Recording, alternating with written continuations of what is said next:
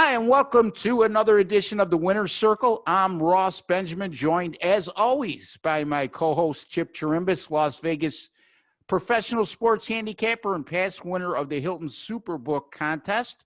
Chipper, it's Friday. We're looking at big cards on Saturday, an attractive NFL card on Sunday, which we're going to talk about today. How you doing, my friend? Oh, I'm great now. Come up with a big winner on Thursday night after a spotty weekend. Really looking forward to the matchups this week. I have my Big Ten game of the year on Saturday and Sunday. You and I have already discussed the card, and we're really anxious for the weekend to get started. So am I. Yes, I am. I was unfortunately on the wrong side of that game last night, so kudos to you. Still 32-22 with my last 54 NFL pay picks, 59%. Chipper, Saturday, he's going to have his Big Ten game of the year in college football. Yep. I know this is an NFL show, but you people out there who like to dabble into college football, Chip's one of the best. And when he has a top play, it's like E.F. Hutton. You better listen. So that you can get that play at chipwins.com, his new website. Really sharp website, folks. Go in there and purchase and make yourself a winner on Saturday with that play, as well as his rest of the plays Saturday and his NFL plays on Sunday as well. All right, let's get to some games in the NFL. Let's start with the Philadelphia Eagles at the Cleveland Browns. We talked about this game earlier in the week. Yep. Really not a lot of line movement here, Chipper. Cleveland, when we talked earlier in the week, was -3, and they continue to be -3. And again, this is intriguing from the standpoint that the Browns really haven't been impressive offensively. I mean, this is their third straight home game. They opened the homestand, Chip, with a disappointing 16-6 loss to the the Vegas Raiders. And I can't even say it. I know it's hard. It's difficult. And you're only playing down the street. I'm surprised I don't say it more. Anyway, and then the second of the three straight home games came last week against Houston in some inclement weather, and they only win 10-7, while the Philadelphia Eagles were upset as a 4-point favorite on the road in the Meadowlands against the New York Football Giants. Yeah. What's your take at this point, at this juncture on this game, Chip? Well, I congratulations. I know you liked the Giants last week over Philadelphia, and they still remain in first place, though. They're 3-5-1. They're 3-6 against the number. But the only thing, Giants are knocking on the door, Chip. Your New York Giants. New York already has them in the playoffs. I mean, they've been playing good football. I have to give them that much. But Philadelphia still has the lead, and they just haven't been able to move the ball. I mean, Ross, they're 11th in defense, which is respectable. They're only giving up 344 yards a game. They have an advantage. Cleveland has an advantage at home here, of course. They're 5-0 against Philadelphia in their last 5 home games. But, Philadelphia as an underdog is 12-3. So this is a really tough, hard-nosed team. You know the kind of ball that Philadelphia plays. And Cleveland, their running game, of course, was on top and really running well. Chubb got hurt, and now their big play offensive Odom star maker, he's down, and I'm having trouble trying to back the Browns here. My instinct is that I'm not going to use this as a play. I don't think it's a strong game. There's better value on the board, is what you're saying. Yeah, and I think I would play the Eagles here. Just the general principles, I guess. Yeah, I mean, you mentioned Chubb. He came back last week. That's Nick Chubb, the running back of the Cleveland Browns. He ran for over 100 yards. He was also part of that controversial play at the end of the game in which he ran out of bounds on the 1-yard line and cost Cleveland backers a bet. But that's sports gambling for you, And look, I mean, the Browns right now, like I'm going to say it again, you'd be hard-pressed to find a better 1-2 punch in the backfield than Cleveland possesses right now with Nick Chubb and Kareem Hunt. And their defense is underrated. They're not bad whatsoever. And Philadelphia, just a hard team for me to gauge, Chip. I went against them last week, and I was right on with them. But they seem to come up, when you count them out, they seem to come up with that effort that surprises you. Like early in the year, they were flailing. They go to San Francisco and win outright as a 6-point underdog. Is this possibly one of those spots for the Eagles? I don't know. It could be Cleveland's only 2-6, their last 8 as favorites. So you have that going for you. It's a different role for them. You know, they're 6-3 on the year, and Yeah. people should be pretty happy with that. And you think about a team that's 6-3 at home against a team that's 3-5 or 3-6-1. Maybe this line should have been a little stronger. Exactly. But I guess there are some issues with the Browns still. Yeah, I mean, we think alike in that regard. I mean, we Yeah. think alike in a lot of regards, but we have our different ways of doing things. But that's what raised the red flag to me right off the bat when I looked at this line earlier in the week, Chip. Exactly your point you just made. You got a 6-3 team against a 3-5-1 team, and they're only a 3-point home favorite, which means if the game was at Philly, Philly would be a favorite in this game. I trust the bookmakers. You got to think like one if you want to be successful. And I'm going to continue to say that. New England at Houston. We did talk about this earlier in the week. I know that you mentioned it to me a couple times. Yeah. Now, all of a sudden, everybody's on that New England bandwagon after 2 wins in a row, the most recent on national TV at Baltimore.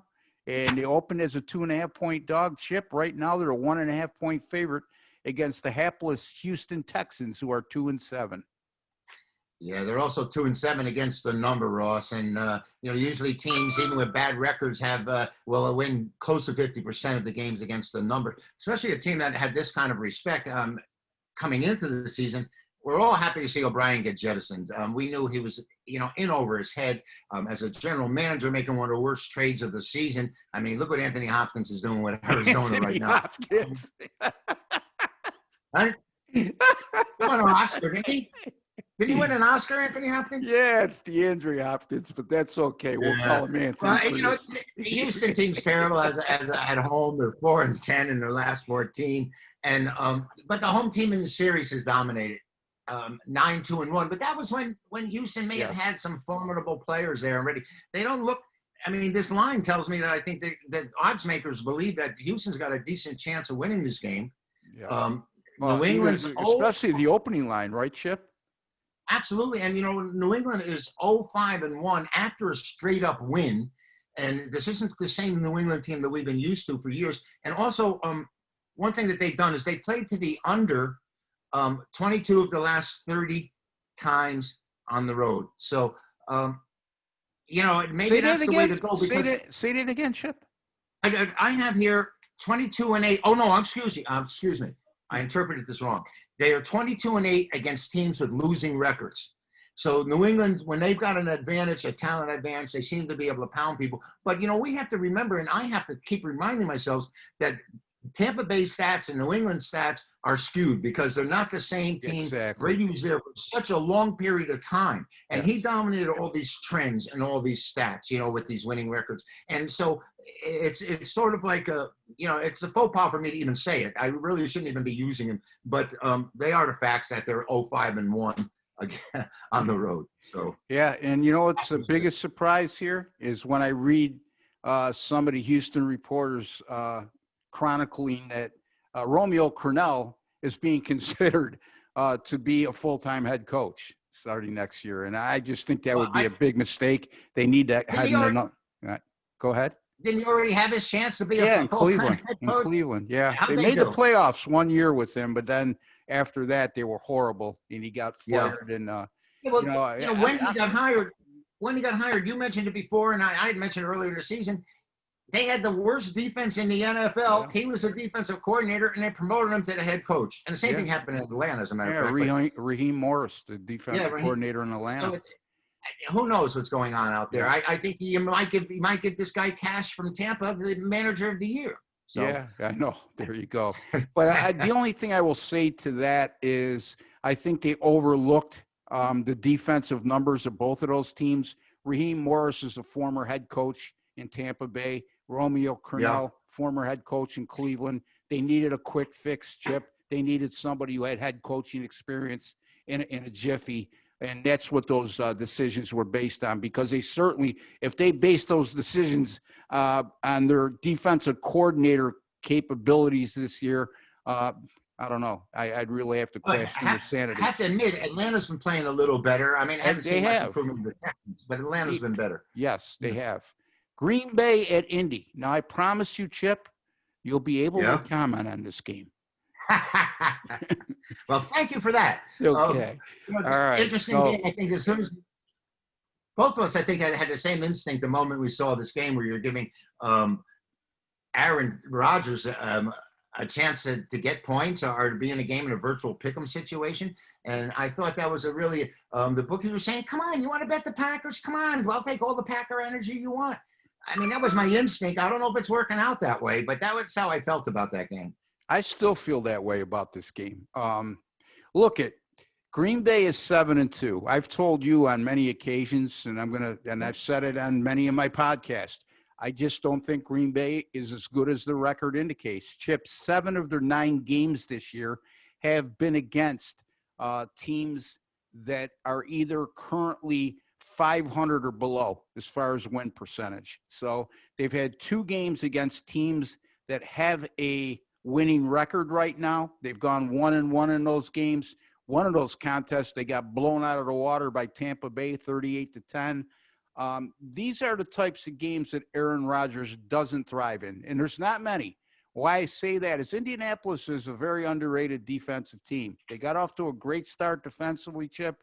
They went through a little bit of a lull. Now I think they're getting their mojo back based on what I saw against Tennessee in their last game, right? Back to number 1, Ross, only allowing 290 yards. There you go. And number 4 in scoring defense as well. So, I really like Indy in this spot. I mean, again, and then you go Frank Reich, since he's been there in 2018, they've gone 5-0 against non-conference opponents at home. So since Frank Reich has been there, they've been a home favorite of 3 or less 8 times. They covered 7 of them. They won all 8 outright. So, no, I'm sorry, 7-1 straight up and 6-1-1 against the spread. But again, I'm really interested in watching this game on Sunday because I think it's going to be a hell of a game. Anything else on this contest, Chip? Do you want? Well, I can say in the last 5 meetings at the Colts have been at home. They've covered 4 to 5 times against the Packers here. Although the Packers, like you said, 5-2 as dogs overall. It's very inviting to take Rodgers with the points here, the way I see it. And, if you want to compare quarterbacks right now with Rivers, I think his decline has been more rapid and more readily. No doubt. We can see it. He doesn't pass the eye test when he's throwing those floaters out there, and still Aaron Rodgers is throwing darts. Yes. But this number, like you said, think like a bookmaker, and this number should befuddle a lot of people. Sure. And, these are the kind of games, like I said, again, when they played Tennessee, these are the kind of games that Philip Rivers seems to thrive in because he's not playing against a defense like Baltimore's a couple weeks ago where he looked horrible, where they're throwing exotic blitzes at him. He's the type of quarterback that doesn't rely on his arm anymore. He's very adept at throwing guys open, and Green Bay's defense is vulnerable, Chip. They may try to blitz him, but, that's not their identity, and I'm not so sure that that's going to be successful for them. So we'll see. It's interesting on a lot of fronts. You know what I'm saying? Well, one last comment. Sure. Like we had Indianapolis over Tennessee, I believe, was on that Thursday night. Was a winner, and I don't know if you noticed, it looked like the Colts adjusted their offensive game plan. He was throwing more short, quick passes, 2-3 straight drops instead of sitting back there and looking to throw the ball, say, downfield. He's very accurate on those quick slants. You know what I mean? And these 8 to 10 yard passes were sustaining drives, and they kept their momentum. And that looked like a little bit difference in offensive philosophy. Maybe it was just for that game against the Titans. Well, we'll see here if they've adjusted to that. And it's a great point because I think what Tennessee was attempting to do in that game is they watched the film, the Baltimore game, and saw how Baltimore was blitzing them, and he was trying to let routes develop downfield instead of dumping the ball off.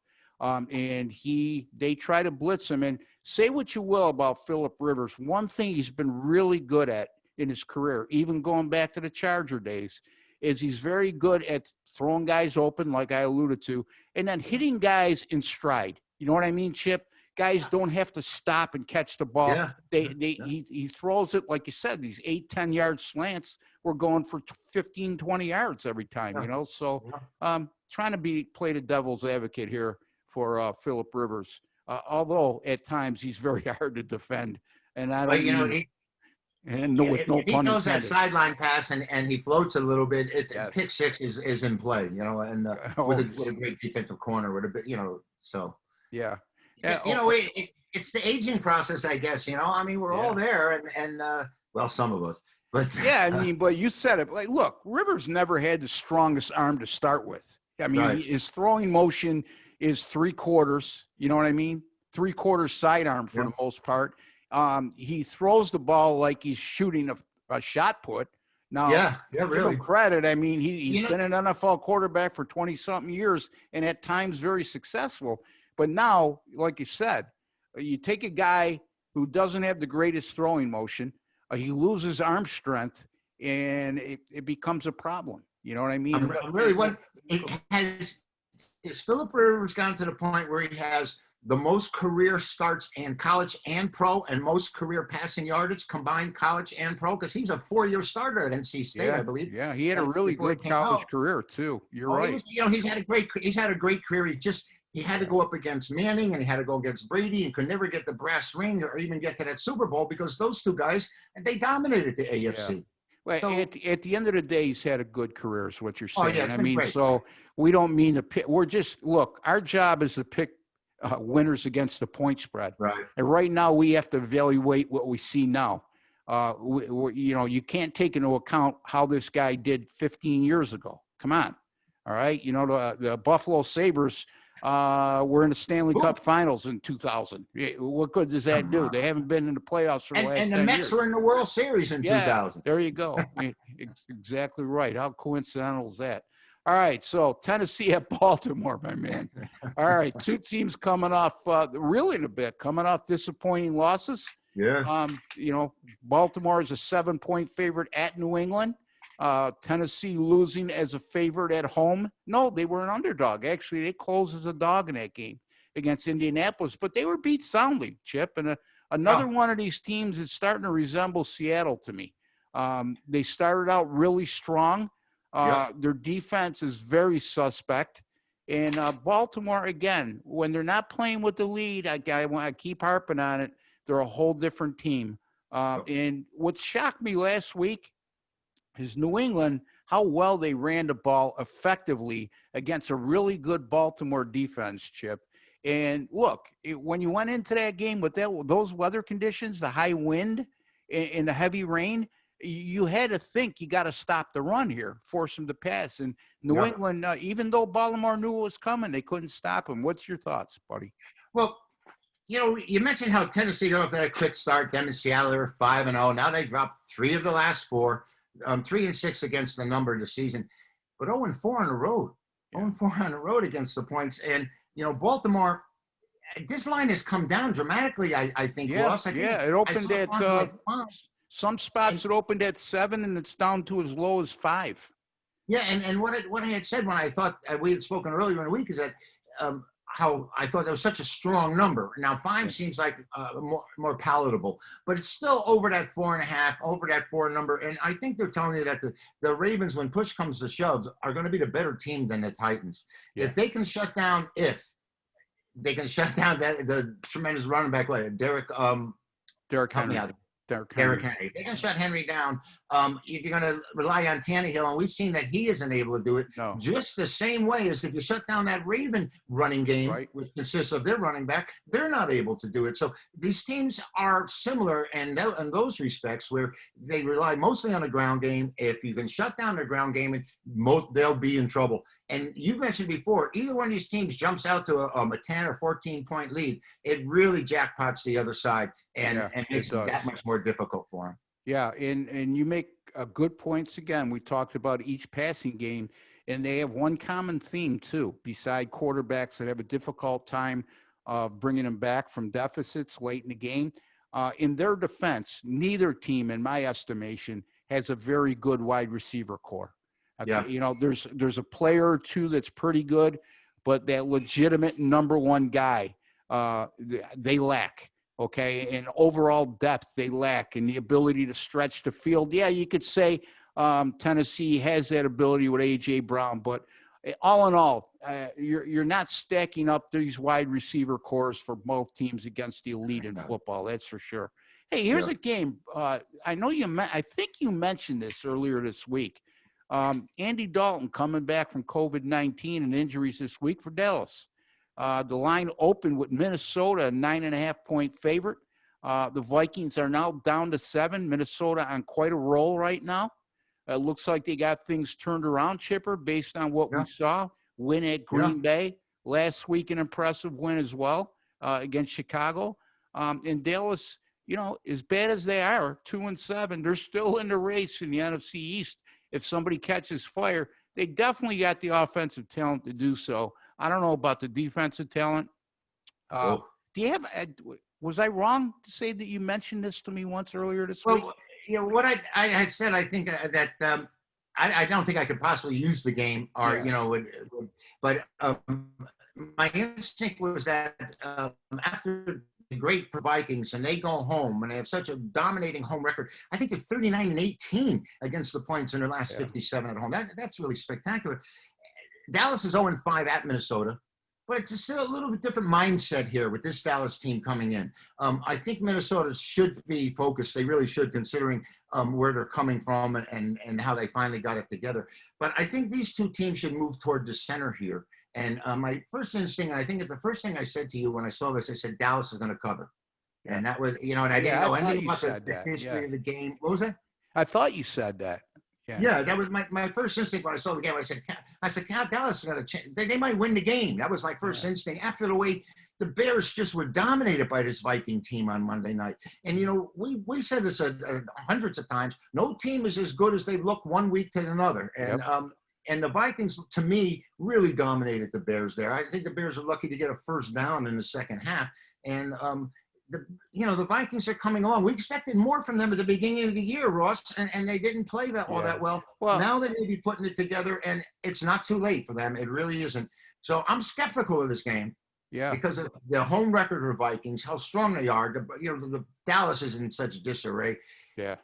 Yeah, I agree. But my instinct, if we were playing a pool where we had to check every single game, I would check the Cowboys. Yeah, I hear you. I mean, in Minnesota, to your point, they're even better when facing non-division opponents at home. Believe it or not, during that exact span you're alluding to, they're about a 50-50 team at home against division opponents.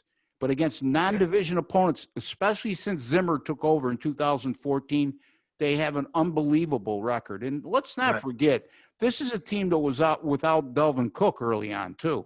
He missed a couple games. Big factor. This is a team that lost a lot of players on defense in the offseason, Chip. And they were exposed defensively, but looks like they're starting to come on. But let's keep things in check here. They played the Chicago Bears last week. Not exactly an offensive juggernaut, okay? But they did turn up well against Green Bay the game before. So we'll see. Not a game I don't think I'm going to touch upon. Doesn't sound like Chipper is as well. Chip, we talked about Kansas City and Las Vegas earlier this week, but because of COVID, some COVID issues with Kansas City, and I think some with the Raiders as well, a lot of books have taken this game off the board, so buyer beware. Right now, as we speak, I see two books that have lines on this game. One has Kansas City at -8. The other one has at -9.5. So really, I won't even put you in a precarious position to even comment on this game. But I know that we go ahead. Say that the Vegas paper today had a picture of 9 players together with one of the focal point. He said all 9 of these guys are questionable for Sunday. And I'm thinking, well, maybe they're going to push the game back to Monday or Tuesday. Now you're telling me that the odds makers have jumped this thing from 7 to 8.5 and 9, and that number of other odds makers and bookmakers have taken it off the board. Yep. I think there definitely is something going on with this Raider team. They've had issues the entire year, Ross, and they've been fined outrageous amounts of money, and Gruden's been screamed at for not wearing a mask on the sideline, though there's no one else there. Yeah. And but the Raiders, I think, do have a problem here. There is with the COVID. Yeah. I'm not a doctor, and I haven't examined or given Yeah, I anyone mean, tests. not for nothing, Chip. The not wearing a mask on the sideline isn't the issue for the Raiders. The problem is when they leave the stadium, they leave the Yeah. facility. You know what I mean? Yep. They've had Yep. that one time they had a party with 16 guys there. You know what I mean? So again, it's a little bit of discipline off the field, and I'm not so sure what Gruden's philosophy is on that. Sounds like he's a little lenient in my estimation, but Yeah, I don't know me that too. to be a fact. All right, Miami at Denver. Dolphins red hot right now, 4-point favorite. Yep. Denver is going to be without their starting quarterback, if I recall what I looked at on the injury list today. Yep. Miami is a 4-point road favorite. Chip, any feel? Problematic with the Denver quarterbacking situation. Luck hasn't been able to work out at all. This Miami, this is amazing how Miami's doing this. They're 29th in offense.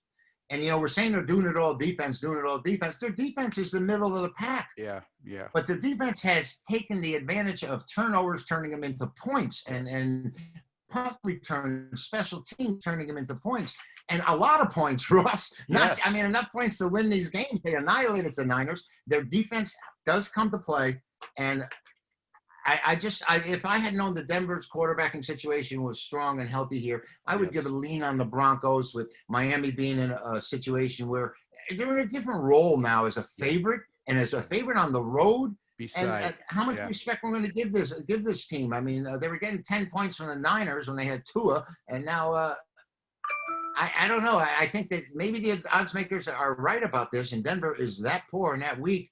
But, they've always been a strong home club.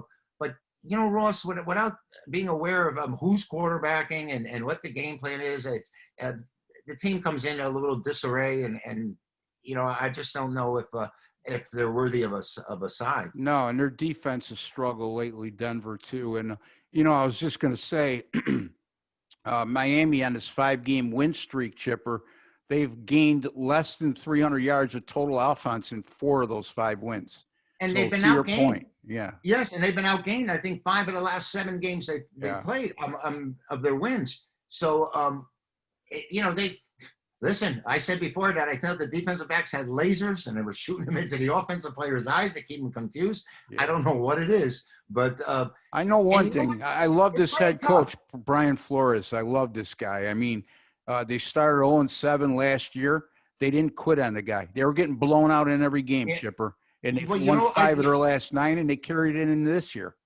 When I watched them, and I've been watching them play, and I know I had against them at least once there, maybe it was Arizona or somewhere, but this team is playing it like a unit. They're really you can tell they're helping each other out, and it's something it's hard to describe. And when a team has, and it looks like they have that mojo. Yeah, and I'm saying I saw them that week. I said I don't want to play against this team anymore.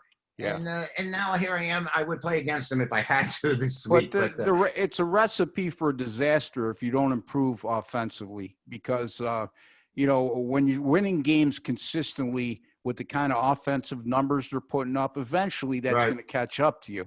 Now, I don't know if that would be the case this week, because you're talking about a backup quarterback for Denver. You're also talking about a struggling Denver defense. But you make a good point, Chip. It's a whole different animal now with Miami being not only a favorite, but a favorite on the road. We got a couple minutes. Okay. I want to touch on this Monday night game, the Rams in Tampa Bay. I just want to remind everybody, you're watching on the OSGA YouTube channel. Folks, kindly take a second to subscribe. It's what helps keep these videos alive. And don't forget to give me and Chip a like at the end of the video. We would deeply appreciate it, because we're putting our time and effort into this, and we're trying to give you the best information possible to make you a smarter sports bettor today than you were yesterday. The Rams in Tampa Bay, buddy. The Bucks -4. Both teams coming off impressive wins. You're early, well, not early. You're late field now that we discussed this earlier this week. Right, I had to write down some notes on this, because when I was thinking of these two teams, Tampa at one time had the number 2 defense, or number 1 defense, and the number 2 offense, and number 1 and number 2. Right now, they have the number 3 defense, giving up only 300 yards a game. Yeah. Number 2 is the Rams at 294.6. 7 of the Rams' 9 games this year have gone under the total. The dog, Tampa Bay is they look pretty prolific to me at times on offense, and then they got shut down by New Orleans. And like we said before, Tom Brady would have 21 touchdown passes with 2 picks if he didn't have to play against New Orleans. Yeah. And yet, the team, the line I think is really meager here, kind of short, and maybe I'm skeptical as to why it's so small. I think they're giving the Rams a lot of respect on defense, and with the Tampa defense being where it is ranked, I think this game should stay under the total. And I'm not a big totals guy, but when I look at it, that's my instinct on this, is that it would stay under the total. 7 of 9 under the total for the Rams, and they've also gone under the total in their last 5. Here's what I look at as it applies to the total, Chip. This is a Rams team that's 16th in scoring offense, 16th or 17th, middle of the pack. Right. But in total offense, they're number 6. So what's that tell us? That tells us, A, you're committing costly turnovers that kill drives, costly penalties to kill drives. You're stalling drives and settling for field goals instead of touchdowns. And they're still winning. They're 6-3, which means your defense is playing. We can go back to the Miami game where they had 5 turnovers and they had over 300 more total yards, and 471 to 145. Yeah. There you go. 471 to 145. Has dominated Tampa Bay. Yeah. But that was when you had the Jameis Winston crew there. They've won 6 of the last 7. The Rams won and cover against the Bucks. But like we said, this is a whole new regime down there now. Yeah. You've got a veteran quarterback that's not going to make the mistakes that Winston made constantly. And when Tampa Bay was groping around to find an identity for season after season, now it looks as though there's some stability. They know who they are. They brought in some big-time talent to help Brady. But why is this number so shy? Yeah, I didn't mean to cut you off there, but to your point. No, I you apologize. didn't. 471 to 145 in that Miami game, to Chipper's point. Yeah. And to my point about why their total offense is so high, yet their scoring offense is middle of the pack or thereabouts. The other point that I wanted to make is Tampa Bay continues to be very good against the run. Specifically, Chipper. They were number 1 last year. They're right near the top this year. So Jared Goff is going to have to make some plays if the Rams have a realistic chance of winning this game. And I'm not crazy about the Rams wide. Well, I like Cooper Kupp, and Robert Woods is one of those guys that catches a lot of passes in the flat and turns them into 10, 15 yards. But, styles make fights, and I just don't think the Rams match up in this game. We'll see. You know what I mean? The -4, like you said, I think it's a pretty accurate number. I think four is a fairer number, I believe. 4.5. I thought it was at 3. It opened at 3. It opened at 3, Chip. Yeah, it did open. Okay. Yeah. So, all right. So there you have it. And again, a friendly reminder. Chip has his Big Ten Game of the Year at his website right now, folks. ChipWins.com. If you want to win in college football and you want to unload on the game, he's got a very good track record of winning big games. He's a big game handicappers. And big game handicappers, they hit at a high percentage with these types of plays. And also, you can get his NFL on Sunday at chipwins.com. You could also get my picks. I'll have 5 picks in college football on Saturday. I have a 10-star top play in college football on Saturday. I'm 6-3 the last 9 weeks with my college football 10-star top plays. And as I alluded to before, 32-22, 59% with my last 54 NFL pay picks. Any last thoughts, Chip? No, just looking forward to the weekend. Really am. I'm excited about the website having been launched. And like you said, the games are up and ready. Got a 3-pack with the Game of the Year going on Saturday. And, give us a shot because I think we can make some money for you, both at rbwins.com and chipwins.com. Spend a little to make a lot. That's what I like to say. And that's what you'll do if you go to chipwins.com or rbwins.com. I'm Ross Benjamin, and for Chip Chirimbus, I hope you all have a very lucky, a very good weekend. Good luck, and God bless.